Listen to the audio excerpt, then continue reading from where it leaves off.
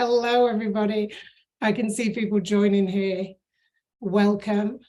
Welcome to our webinar today. As you're joining, let us know that the chat's working. Do you want to drop your name in the chat? Maybe let us know where in the world you are. We would love to hear from you. Hi, everyone. I think we've got a nice big group coming on today. We are going to be learning all about planning your marketing and events with the wonderful Stephanie Breaux-Bradley. This is going to be an awesome webinar. We're so glad to have you here. My name is Sinead. I'm part of the team here at Offering Tree. And on your screen, you can also see Eddie, who's our co-founder here at Offering Tree. Hi, Eddie. I'm just going to check in on the chat here. Hi from Vancouver, BC. Hey, Robin. Nice to see you. I'm in Calgary, Alberta. Probably a little bit warmer over there than it is here. We have lots of cold weather. Nina from Portland, Oregon. We're excited to have you too. Oh, yeah.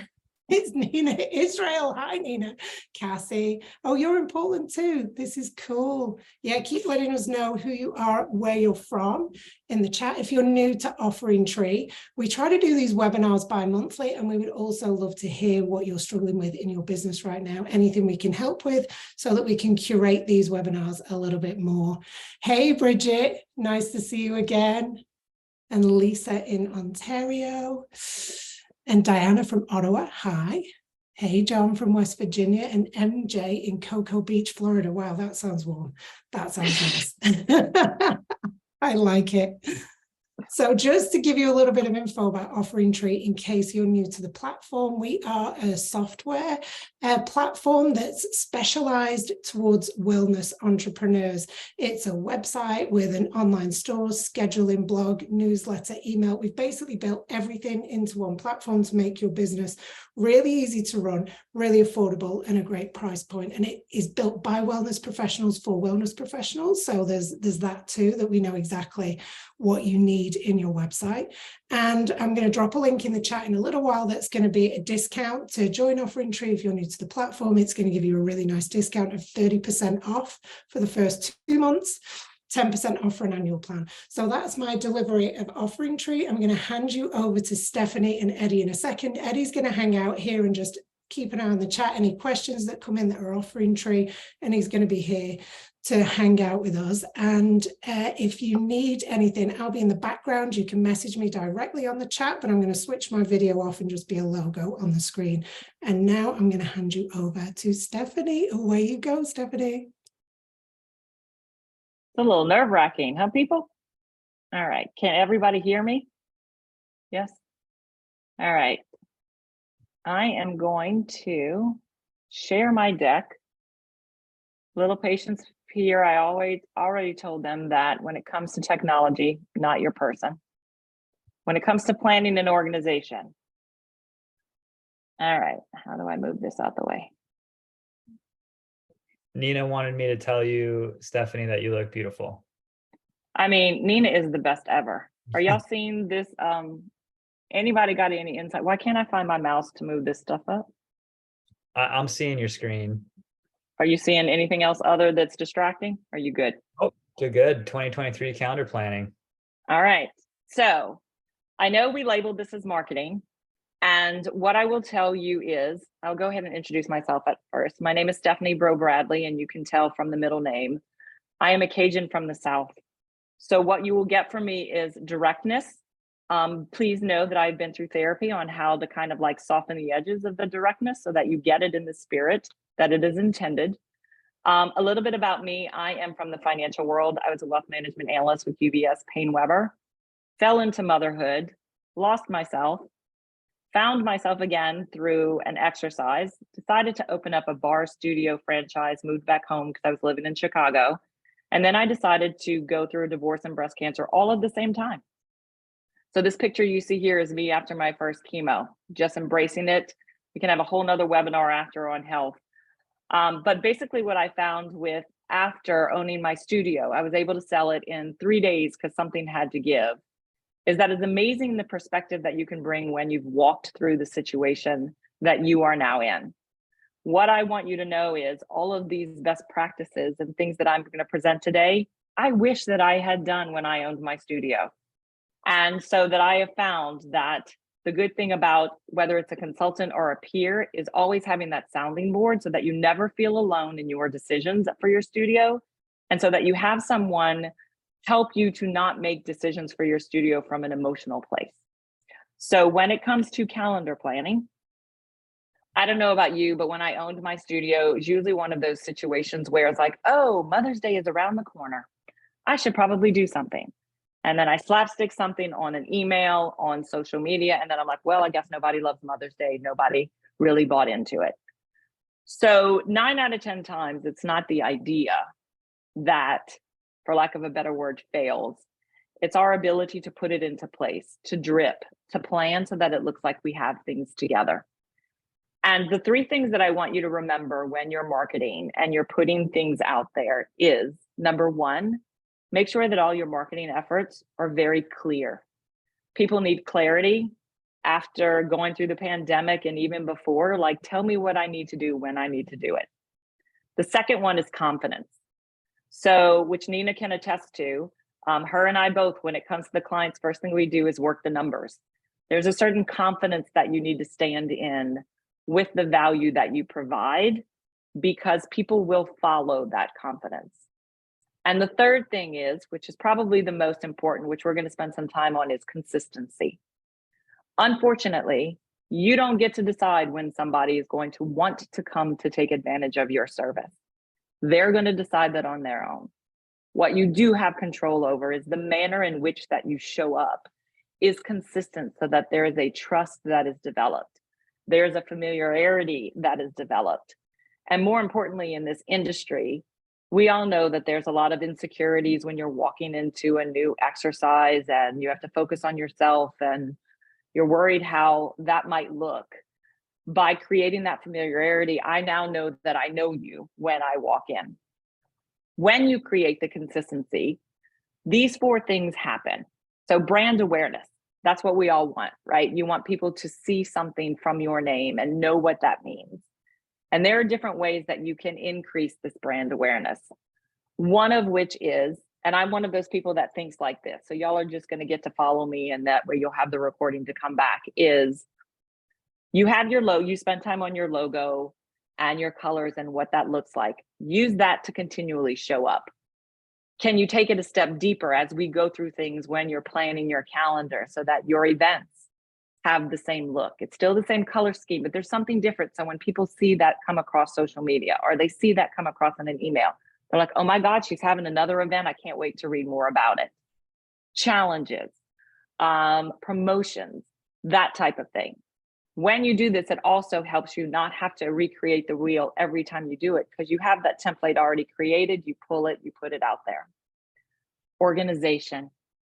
I don't know about you, but whenever I feel organized, I feel like I can take on the world. And something kind of happens in my universe when I don't. The organization that you put forth from planning this calendar will help you feel more empowered, feel more in charge, and basically allow you to be present in your life for whatever it is you need to be present for. Your studio, your clients, yourself, your family, you name it. Alleviate stress, no brainer. I mean, I don't know how many times you come up like this because you have something to do. Planning to help always helps. And familiarity and consistency, which we talked about before. You want people to get to know you and the value you provide and trust you. So when they're ready to make that purchase, they know exactly where you go. Now, when it comes to sitting down with your calendar, I am very old school. So I have found success with my clients. We literally print out every month and sit down and go through our calendar. Now, I don't want you to get to the point where I've already missed my shot because we're already in March of 2023. You have to start somewhere. So if April's where we're going to start, April's where we're going to start. You just need to organize it the best way that works for you. My friend helped me with all this digital stuff, so I'm just the words. Buckets. So today when we go through, we're going to look at 4 buckets of people, and you can organize this however you want. The way that works best for me is I go through the year and I'm like, okay, what am I going to do for the year for new clients? And as we go on in this webinar, I'm going to go through each bucket so that you can see ideas. What are you going to do for the year to get new clients? Workshops, promotions, what does that look like? Second bucket, existing members. This comes into play for a lot of reasons. We all know retention is a huge thing to keep your business going. And part of that is when you are organized and you have it together and you empower your members with this information, these people are the best PR you could ask for. And the reason why that's important is this. I could sit there and talk about myself to you and say how wonderful things are and how great I am, and that's amazing. If Nina were to talk on my behalf about how amazing she thinks she is, and yes, I'm making the assumption that she thinks I'm amazing, that comes across differently. So when you have this organized calendar of events and things that you're doing, and your members then know about it, it's a natural PR strategy for them to be ambassadors for you. And this also falls into play for your staff. I don't know about you, but for me, managing staff was my most challenging aspect of my business. And I can imagine for those of you that have gone through COVID, that is exponentially the case. So what can we do to create camaraderie with our staff? Getting in touch with them about what their growths are, what's their love language, what do they need to feel supported, and what information do they need to have so they can be the natural PR ambassadors for you. And most importantly, when people come in and you're not in the studio and they have questions to ask, they're not met with an I don't know. And then community. How do you want to show up and support your community? What collaborations can you create to have that community support you, you support them, like-minded business? What events can you plan for the year to make that happen? All right, we're going to start with new clients. So obviously, new clients are very important. Creating events and opportunities to make sure that you can showcase your community. Now, you want to make sure that your new prospects know what your community is all about. And I'm going to use this as an example because I've been working with this with my clients. So we're all in a space, right, where you might need to up your prices. And that can come with some trepidation. The first thing you're going to need to do is look at your numbers, right, to see what you need to make in order to be successful. And then you know what that number is, and you should never compromise on that value. When it comes to raising your prices, how can you increase the value that you provide? So in revamping this with the clients that I work with, obviously some of you probably have perks available with your memberships. We have made sure that all of those perks are only available for the higher tiered membership. And where planning ahead comes into place is, let's just say you have people coming in, it's a new client, she's looking at it all and she's like, oh my God, your VIP membership comes with 15% off workshops and events. That's great. What workshops do you have planned? You can either answer with, we're working on that, or you can say, so glad you asked. Here's what we have planned. So that is the benefit of having your shit together when it comes to new clients. Thoughts and ideas. What can you do? Open houses. Always a good thing to do. Now, keep in mind, we did our Canva template. We have our open house template. So every time we show it, we know that people know that that's what's going on. For your open house, not only are you creating a day where you showcase what everything is about, perhaps you have collaborations with other like-minded businesses that you have worked with. One collaboration that we did that was very successful, and here's a good way to do this. These are where the tangents come in. If you're trying to figure out what collaborations to make with other businesses, spend time at your front desk after class and listen to where the people that come to your studio are going. Where are they going to grab lunch? Where are they going shopping? Where are they going for coffee? So I had a client do this once, and she approached that coffee shop that people kept going to create that relationship. And we came up with the idea, and they were open to it, if we could have a QR code printed on a coffee sleeve that they, for a certain amount of time, would have on the cup that everybody walked on, and the QR code took them to some promotion. And then like-minded things were done to support the coffee shop as well. And these collaborations work well because when you have an open house, you could go and say, I'm having an open house. I'd love to market you on everything that I put to promote it. Can you donate some coffee? That could then translate to more sponsors if you decide to have retreats, which we'll get to. When you're doing the open house, it's always important to have something to draw them in, a special to be available for them to capitalize on. So have that all in conjunction so that it all makes sense the way that you work. And when you have those promotions and stuff done, it allows you to be able to track the success of what you're doing. Also, want to make sure whenever you have an event or an open house that you also have the opportunity after with your staff to kind of brain dump and figure out what worked, what didn't work. This was great. We need some tweaks. We're never doing this again. This could be better after. Moving on to challenges and promotions. For a lot of clients that I work with, they always thought about these as two separate things. And I kind of find if you plan ahead and you're able to work that together. So let's just say I have a client in Indianapolis. She wants to have an Indy 500 challenge that capitalizes that. We're going to have a promotion for as long as the challenge is so that it makes sense. We're having a 2-week challenge. Here's a 2-week promotion for you to come take advantage. All good. Within that challenge and promotion, if you are geared towards new clients, throw in some beginner workshops. Don't label them beginner. We have to be very smart about the words we choose. But if someone's coming in and maybe that's an intimidation factor as a parent for them, but you offer programs during that challenge where they can go to make their practice deeper, feel more comfortable to answer any questions that they might have about an injury or something that keeps them from going to what they feel like could be their full potential. Great opportunity to do this. I am not looking at the chat, but I'm going to pause right now to see if anybody has any ideas or anything that's coming through, Sinead, that we want to tackle, if anybody has any ideas or whatever when it comes to new clients. Yeah, so MJ's saying, I'm looking for online clients. I don't have a brick and mortar space, but these ideas transfer across to solopreneurs as well, don't they? It's studios Absolutely. and solopreneurs.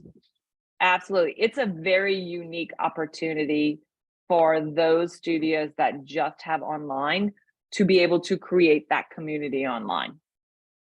I think that it's viewed as challenging if you've come from the brick and mortar and then go to on the community. But I mean, look at this, like we could all be in a room one day flying somewhere to have this conversation together. It doesn't make it doing over Zoom any less effective, in my opinion. That's so true. And Kelly's saying, what kind of ideas might be behind the beginner programs? What kind of programs might they be? Thank you for that question.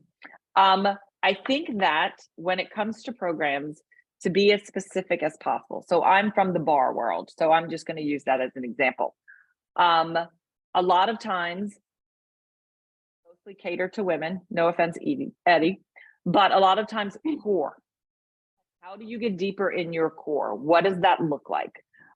Pelvic floor.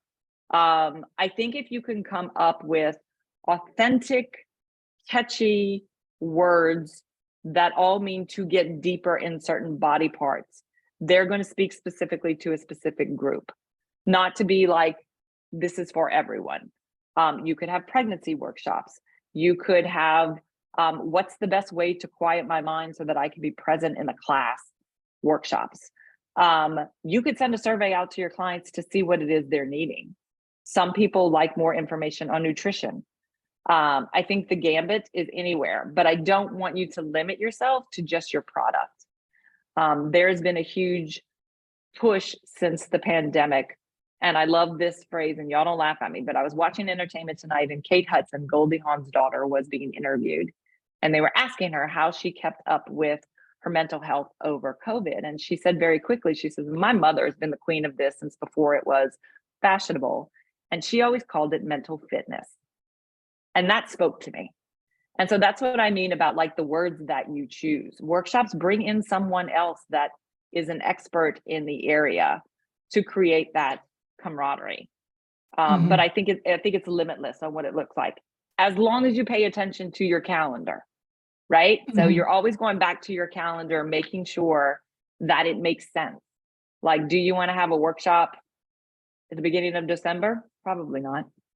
But workshops could be a great thing to do when you see the months that dip in sales after looking at your numbers.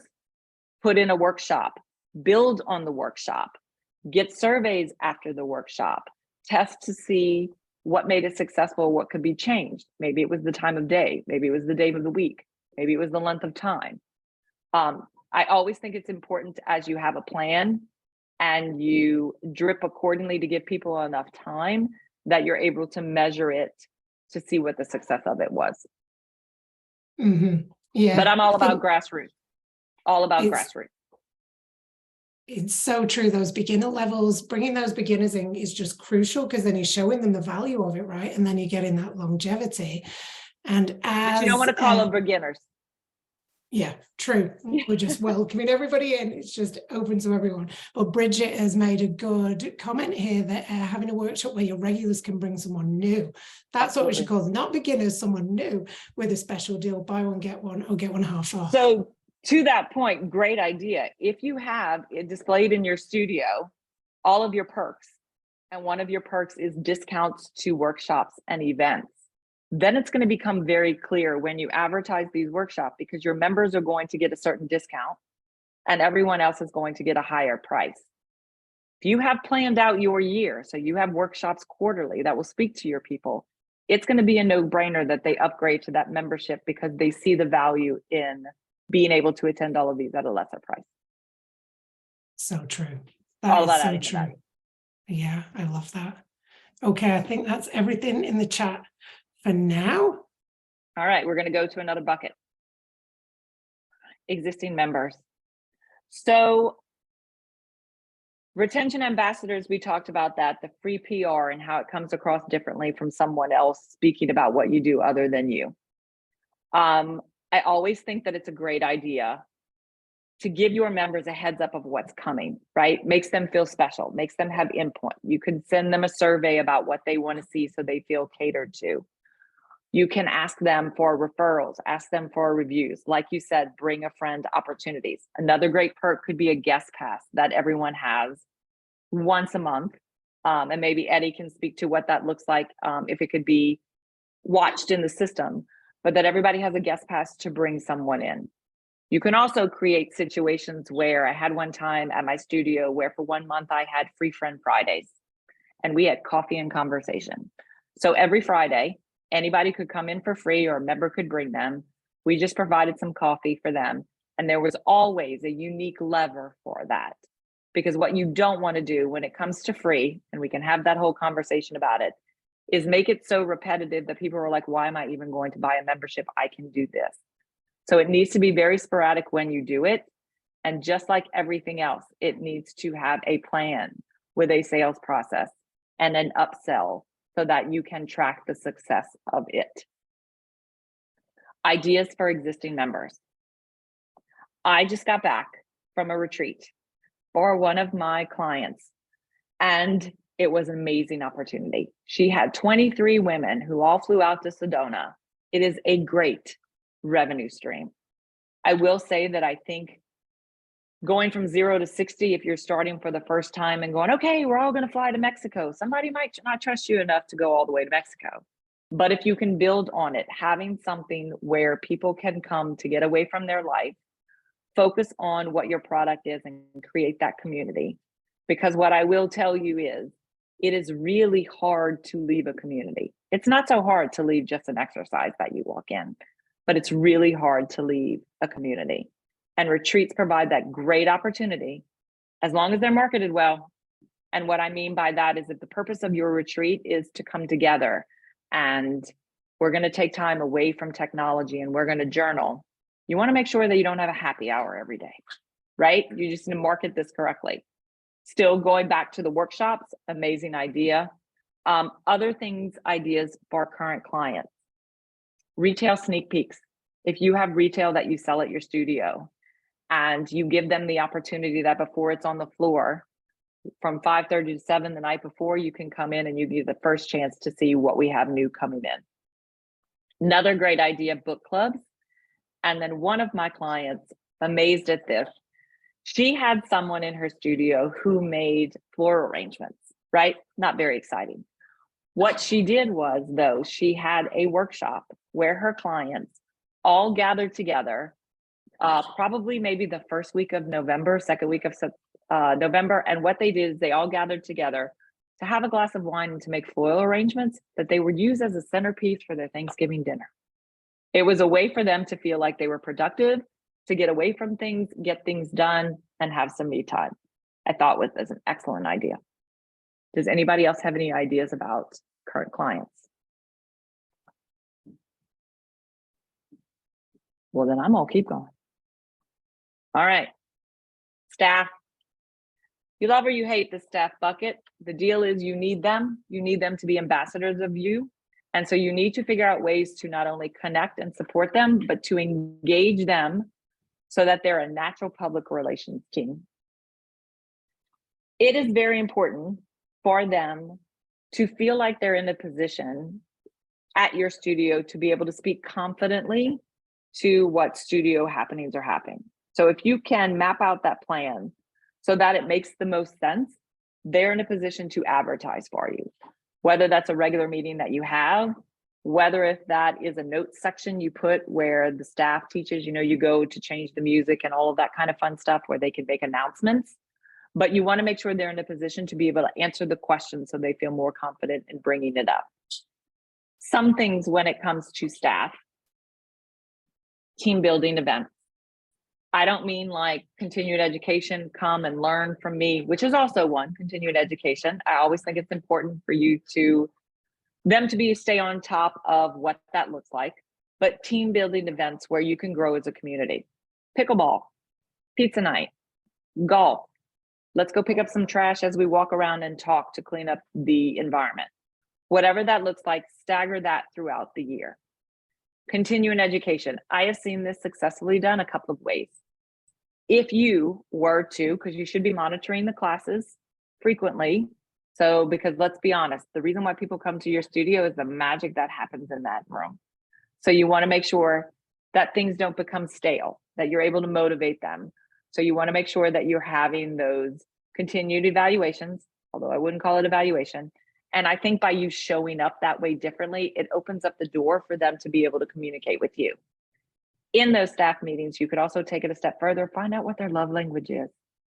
I had one client who was struggling with an instructor of hers because she didn't get it. Like every time they were in a group meeting, she would give accolades because they were amazing. Not realizing was that the last way this person felt love. Like being in a group and being that light shone on them made her retreat. All she wanted was 5 minutes of her time to have coffee one day to just sit down and talk.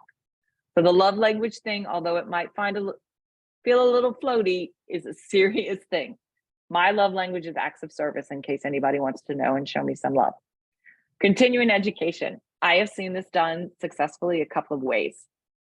You can either provide the continuing education opportunities that you feel like your studio instructors need, or you could gift them a small amount of money that they can use either on a quarterly or a yearly basis for them to further what they feel their continuing education needs to be as it contributes to your business, right? Not underwater basket weaving, right? Or something like as it contributes to your business. I have found that has been successful also. The last one that I'll bring up, that one had two ideas. One was like a lunch and learn. So it wasn't anything required, but quarterly I have one of my clients just has a lunch and learn with like, hey, if you're available, we're going to go grab pizza and we're just going to chat about what's going on with you and your classes or what you need improvements on. And then the other idea that we had when it comes to bringing the staff into your community is, are there things that you can do? Because forward motion is always important to keep that energy in your studio. Are there things that you can do to help your community get to know your instructors, right? So one client had like these mason jars with a picture of the instructor on it. And every day there was a question like, who do you think's favorite pastime is eating peanut butter M&Ms and watching The Real Housewives of Atlanta? And they would put like a coin or something in that to kind of get to know them. And at the end of the day, whoever got it right got like an accolade or a free pair of socks or something like that. It was something fun when you have those moments in your studio where you're like, okay, I'm not running a challenge. I'm not running promotion. There's no exciting events going on. There's no holidays. What can I do to get the forward motion going? And that was received really well. I'm going to pause. I love that idea. That's so cool because I've worked at studios where like it's lonely when you're working at a studio, and that engagement piece of feeling like you're part of a bigger team. You know, you go in, you teach your class, you might see a person at the front desk if you're lucky, and then you kind of leave. That engagement piece of keeping the staff together and allowing them to get to know each other, but also sometimes as a contractor, if that's how you're working for the studio, they can push some of the marketing onto you to be like, get on your social media, share what's going on at the studio. And if you don't have that connection with the clients, like that they know if you like peanut butter or whatever, then it's harder to do that. It's like really two-way nurturing. I love those ideas. I think it's a relationship business. It's a relationship business, yes. And the studios we work with do have a lot of problems with the staffing. It seems to be like one of the key areas to focus on, rather, is like how to keep your staff happy and engaged. And what's interesting about the love language thing is I found that not everyone is financially motivated. I think some studio owners scale back from, I don't want to have an evaluation because I know the first thing they're going to do is they're going to ask me for a raise, and I'm not in a position to give a raise. Here's what you could do. There are a lot of successful studios who are doing series, right? Or doing like small group training. Let's just say your instructor, Susan, comes up and she's like, I need a raise. And in your mind, you're like, okay, I don't have the potential to do that. Why don't you create a series, Susan? You're an expert on the pelvic floor. Run this series for 6 weeks. Let's figure out what the split is of what you take home and what I take home. Figure out the numbers. You need to have at least 10 people to make this successful. You now own some of that marketing because it could be as successful as you want it to be, depending on where you market it to. And as an owner, this is a win-win, right? And when you do a series and you limit it to those like 5 to 8 or 10 people, those people are creating a bond. So when that 6-week series is over, hey, y'all want to do this again? I'm in. Same thing with small group private training. Very lucrative when it comes to one-on-one, one-on-two training. Might not be something as an owner you have the bandwidth to do, but you can empower your instructors to do it and they'll get paid more and you'll be making money by just providing the space.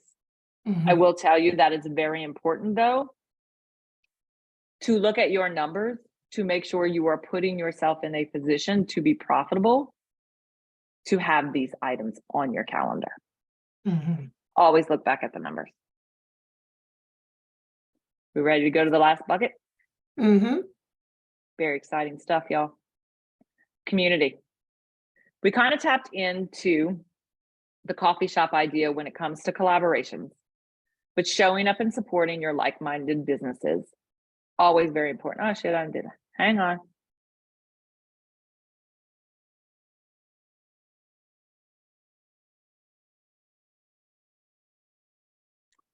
Look at that.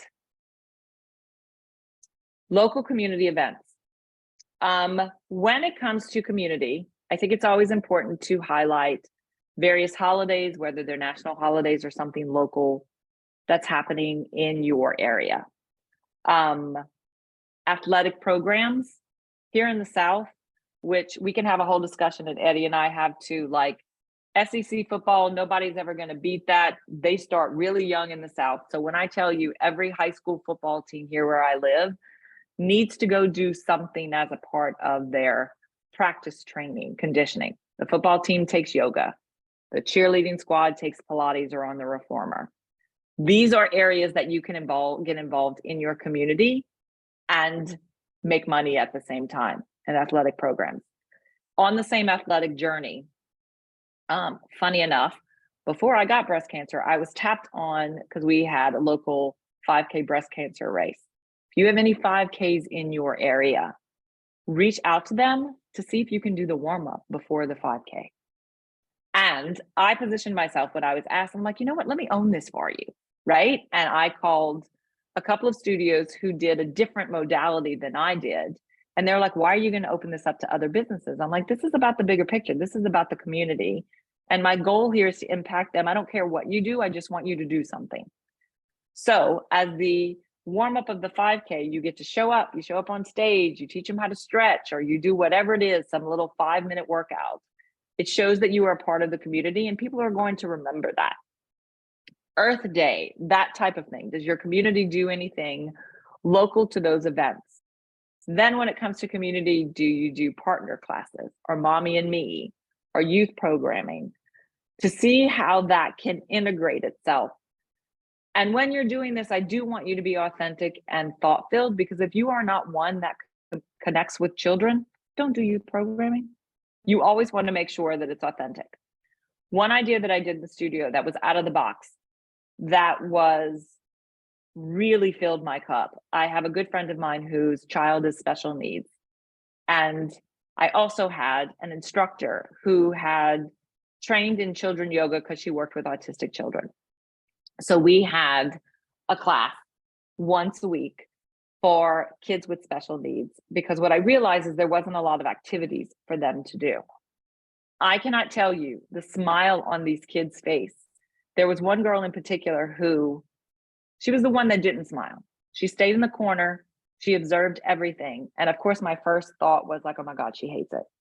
Her mother calls me right after and was like, the minute she got in the car, she was asking when she can go back. So my point is, by tapping into your community, by tapping into your clients, you can find these unique holes in the system where you could offer something to create that community environment and really be that impactful person, which is why you joined this whole industry in the first place. Your goals, and we talked about this, adding value to your VIP membership. Just going back for a second, where we're all in a position where with inflation and everything else, it's inevitable that you need to raise your prices. And that can create some misalignment and discomfort for you having to figure out what your value is. Look at your numbers, see what they say, and then take a minute to kind of see how that sits with you. Going back to the confidence piece that I brought up before, you're going to need to walk in confidence for your value. But by adding more cost to what that membership is, look at that VIP perk list and see everything that you can add so that it's a no-brainer. And all of this planning ahead allows you to create space. So in conclusion, before we open it up to questions, what it looks like for the method in which I do this. You could do this a couple of ways, but what works best for me is I get out my paper calendar, and you can do digital or whatever it is. And I take one of the buckets and I think about new clients. Okay, I don't really need to do anything for new clients in January because they're already going to come. But I'm going to want to tap into maybe a workshop at the end of January or the middle of January, when people's New Year's resolutions start to dwindle off. And while I'm thinking about these things, I also have my numbers to see which months dive and which months peak. And I'm going through the whole calendar. I'm going, I want a new client event once a quarter. What do those months look like? And I'm writing it in my calendar. Do I have to figure out every detail? No. But this is going to allow me, as I look ahead, going, oh, I want a workshop in March. So in January, I need to figure out the details. So in February, I'm ready to run with it. As organized as you get, I do want you to leave some openness for creativity and bring your staff into all of those ideas. So after I've gone through my calendar with my new clients, I'm going to do the same thing and go back to January for my existing clients. Member parties for the holidays, no brainer. What do I need to do to keep them engaged throughout the whole year? Those retail sneak peeks that I talked about, a workshop that's just for members. Maybe it's like we talked about, maybe it's a coffee and conversation where on the first Friday of every month, all your members are invited to just come hobnob with you. You do the same thing with your staff. You go ahead and you schedule those evaluations so that it doesn't feel as much of a judgment. It feels like I'm showing up for you to give you keeps and grows, and I want you to show up for me to give me keeps and grows. Ways that you think we can do better, different roles that you feel like you can have, so that it doesn't feel like, oh my God, I'm in trouble type of thing. Same thing with like team building, continuing education. You go through your calendar with that. And then with your community, you look at the community calendar, national holidays, what's specific to what you can do. You research what those 5Ks look like and figure out what makes the most sense for you to be a part of. Knowing that when you write it down, you could turn. I had clients that I talked to today. We had all this planned for like April, and they're like, I just need to back off. That's fine. No one knows that it was on the calendar and you decided not to do it. This is just the way for you to organize going forward. And it all comes back to the point that I said before about empowering your staff, empowering your community, about what's going on in your studio, and keeping that forward motion going so that anybody can speak to it in a confident manner and know, you know what, they have their shit together. That's who I want to follow.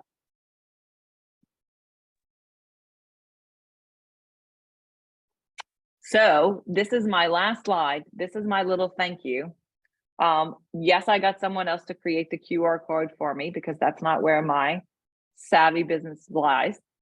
For everyone here on the call, I have a 30-minute complimentary coffee and conversation.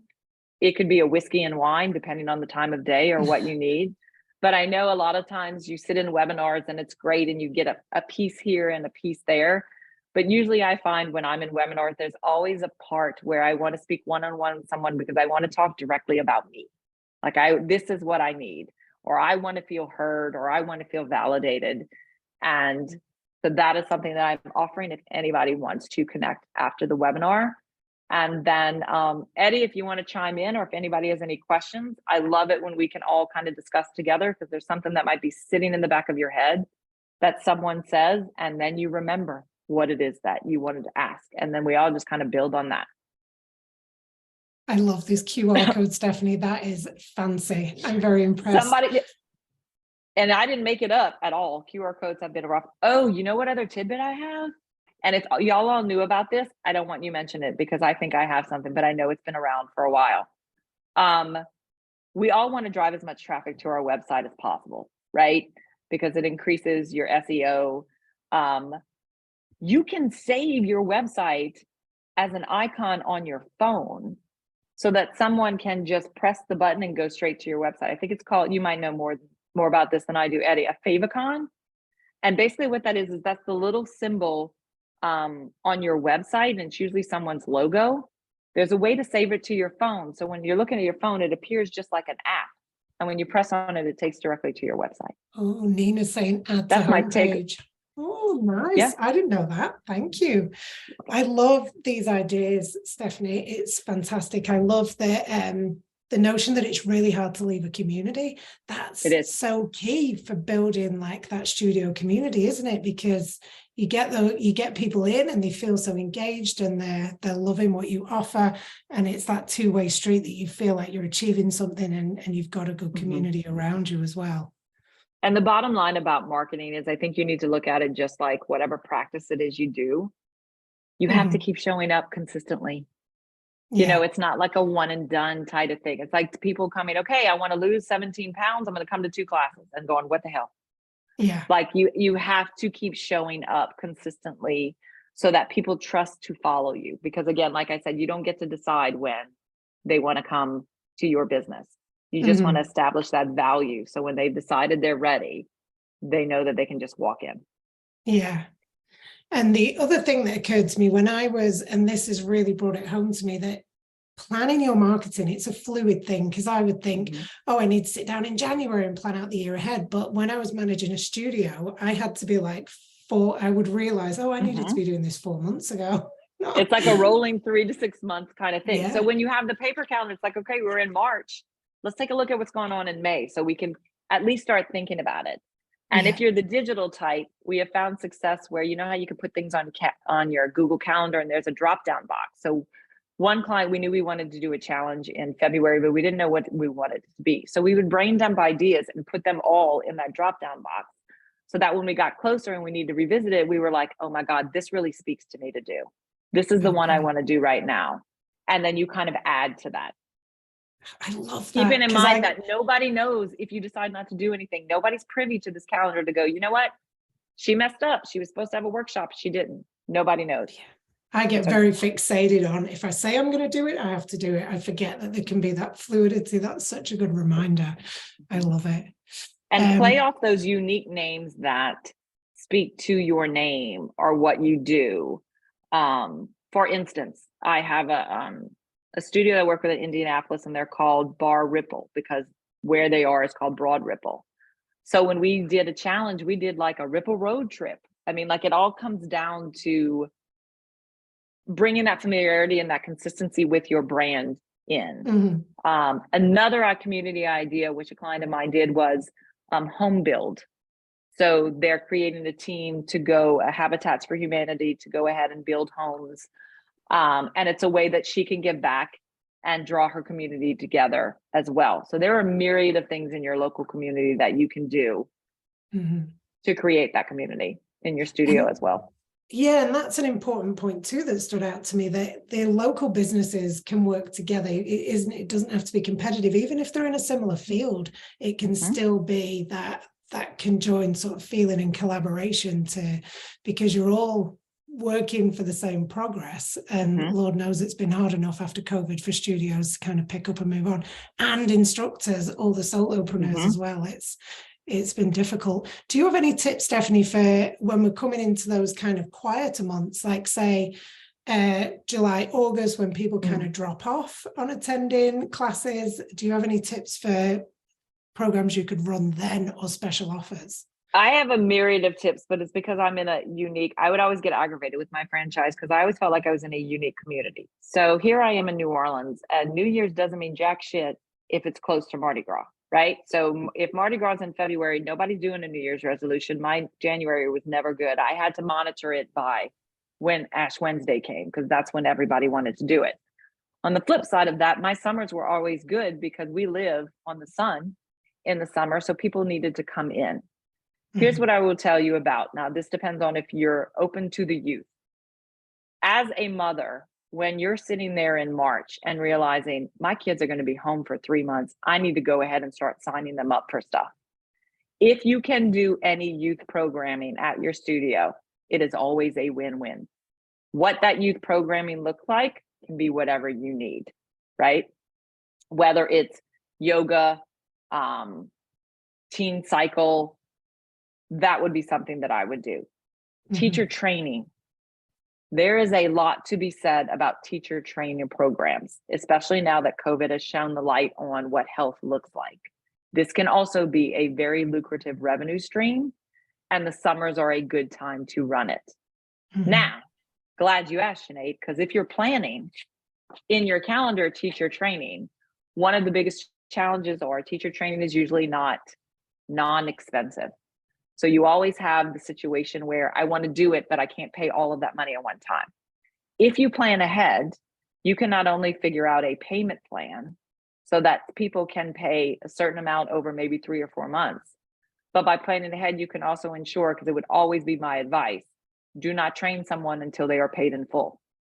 So if you plan ahead for the summer, let's say you decide to have a teacher training in July, back up 4 months, or 6 months you start promoting, then you have the payment plan. Those that are interested can be paid up. Win-win situation for everyone. Challenges are a good idea for those people that stay local to stay engaged, and having some sort of like summer promo or package, realizing that whenever you do promotions, there are always 2 types of buyers. Did we go over the 2 types of buyers? I've been talking a lot today. So you're always going to have the buyer who wants the best deal. Like unlimited makes sense because I want as much value as I can. And then you're going to have the buyer who's like, I am only committing to my partner and my hairdresser. I am not committing to you. I will always be a 10-pack purchaser. So you need to make sure that whenever you do promotions, you have something that can speak to both of those buyer mindsets, and keep that in mind when you do a summer special. So if you're doing a summer special and you're like, you can have unlimited over the summer, even if it's a great deal, in my head, I'm thinking, but I'm gone this weekend, and then I'm gone this week, and then I have family coming in for this week. I'm already feeling like I'm not going to get the value unlimited because I'm out so much. So how can you tweak those promos to be able to speak? It could be like, you get 6 weeks unlimited or 8 weeks unlimited for the price of 6 kind of thing, so that they know, oh, that's already taken into consideration. So yes, sound baths are a good thing too. That seems to be making an entrance into the arena. Anything you can do for mental fitness. Because when people are home over the summer, if their routine is changed at all, sometimes it kind of gets to. Yeah, it's so true. I know here in Calgary, because the winters are very long. This is month 5 of snow. When it comes to warmer weather, everyone's just like outdoors, outdoors. And one thing that I've seen some studios do, depending on what kind of space they have, and some instructors do it really successfully, is to just take the classes outside and just try and engage, which is great unless you need equipment, right? So if it's like a spin class, it's not going to work. But for yoga, just I actually have a roll out your studio mats. here that does that. They will move the bikes and go places. But to your point, those collaborations that we talked about, like bar and brunch. Can you go do a class at some place that has an outside place and you do brunch after? Bar and brew. I mean, I know I'm using bar as an example because that's where I came from, but you can create the community and, like you said, the outside for the summer all in one kind of situation. Yep. Yeah, it works with both like-minded ways. businesses. This is great. I'm just going to check the chat. So I know Bridget was asking about SEO, but that might be a whole other webinar. I know for Eddie shared an article there, and my tips on SEO. You got to go SEO. It's having your website, just lots of content on the blog is my tip, and that's what I've learned from Offering Tree as well. Bridget, is lots of content on your blog that mentions where you are as well, so that if somebody Googles like bar in Oregon or bar in Portland, that you're one of the things that come up somewhere on that search list. But yeah, Eddie's probably got more. And for those people that don't have like a Linktree account, and y'all don't laugh at me, the technology, whatever, but I always find that that's great to put together. If for those few people that aren't aware of Linktree, it's a free app that you can get that basically like has little boxes to pretty much take you directly where you need to go. And I found that's been helpful because a lot of times when I would post as a studio, I'm like, now I got to go find the link of the page that I want them to go to directly. But if you have like the Linktree account, then you can direct people to that specific point or page on your website where they can go and find that. And if you could have like events and workshops and all of that stuff, so people are like, oh my God, you do those? And then they click on and find it. Your blog, if they want to hear more about you. Yeah, I use my Linktree almost as a second website. So I've got my Offering Tree site, and I share the link to the actual offering into Linktree, so that when they're on the Linktree, they just click on that. It takes them right to the booking page. It's super, super handy. That works well. Okay, has anybody got any more questions as we're finishing up here? Yes, to an SEO webinar. Okay, Michelle, we're gonna look into that one. I could ask a question. Connie. We could have Connie on. No, this was great, Stephanie. A lot to unpack here. A lot of great value. I did like the part where you were talking about increasing value to members and how that can be really powerful. And it's a way to kind of stand behind a higher price point and not rely on discounts as much. I know we had talked about that in our separate conversations. I'm wondering if you had any thoughts there, and what other favorite ways you have of providing members with more value. Don't get mad at me in case it's not an Offering Tree option, but one that could do that, I know, especially if you're like in a reformer or limited space, one good perk that has worked for memberships has been being able to sign up for classes ahead of everybody else. Especially like if you're in a limited capacity type of thing. I teach at a Legree studio that has only a certain amount of reformers. And so in January comes, a lot of the members get aggravated because there's an influx of people and then they're on wait list kind of thing. That would be a good thing to do. We talked about retail sneak peeks, like anything that you can do to make them feel special. Another thing that we found success with, because I've been encouraging studios who did not have it pre-pandemic, is to make sure they establish no-show and late cancel policies, which are attached with a window of time, and they're also attached with a dollar amount. So like if your window is 4 hours and you late cancel, the charge is 12. If you no-show, it's 20 type of thing. We've also created kind of like a get out of jail free card, where as a member, either you can let this happen without a charge once every 3 months, or maybe it's your first time, it's your get out of jail free type of situation. We talked about this before. The freeze policy has been something that some of my clients instilled a while ago, but was being taken advantage of, right? Like somebody's going out of town for 3 days and they want to freeze their membership for 3 days. really doesn't make a difference. But if you can have things like that, where if you're on a 10-pack, you can't freeze it, or if you're on an unlimited, but you're not the elite member, you can't freeze it. So a freeze policy always works well as a perk as well. And then again, going back to like the discounts on workshops and events, maybe a free private session that you would gift. Also, perhaps maybe a family member discount that's only available for the VIP member as long as they stay active. What I will tell you is you need to put constraints, because being from the South, I'm related to everybody. So I had to make sure that what family was designated at was like living under the same household or that type of thing. But that is also a good perk. Nina might have some ideas too. Those are great. That's a great start. Another question I had is, can we share this QR code in the follow-up email? Sure. Awesome. I did have one more question myself. I love that you talk about building community and how that creates real value and makes it harder for people to leave that. So you were mentioning retreats, book clubs, happy hours. Have you seen any other like clever ways that some of your clients have built community in their businesses? I'm trying to think other than the ideas that I shared. I have one client in California where saving the planet is very important to her. So she would have, on a certain Saturday of the month, everybody meet at the studio, and then they go walk a path or a park. And what they do is they clean it up.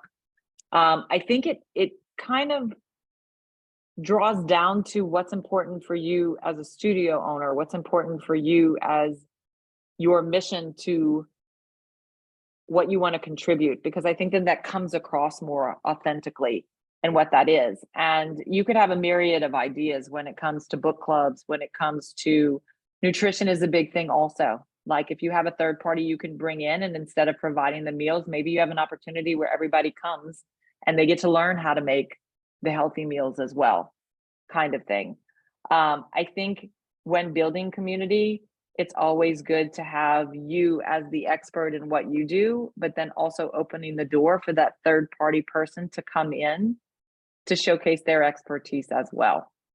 That does need to be taken into consideration when you are pricing it, because obviously we want you to be profitable in everything that you do, knowing that the third party may come with their own needs of money that they need to make for the time that they're contributing as well.